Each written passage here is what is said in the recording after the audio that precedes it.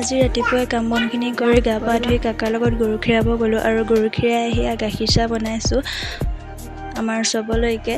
আৰু ইফালে গাখীৰ থৈ দিছোঁ গৰম কৰিবলৈ ডেক্সিত। আৰু ইফালে কাপ চাপো ঠিক কৰি লৈছোঁ।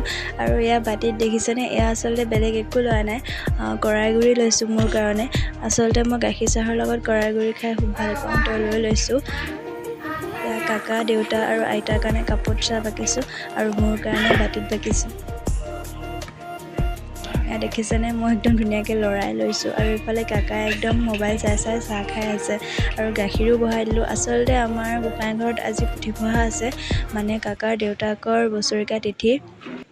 তো মই ৰেডি হৈ ল'লোঁ আৰু ইফালে টিকলিজনীয়ে চাওকচোন কেনেকৈ চাই আছে মোবাইলটোৰ ফালে। আৰু ইফালে মামী আইতা গৰমত একদম বিচনী মাৰি আছে আৰু প্ৰসাদো দিলে, তো প্ৰসাদ খাই লৈছোঁ।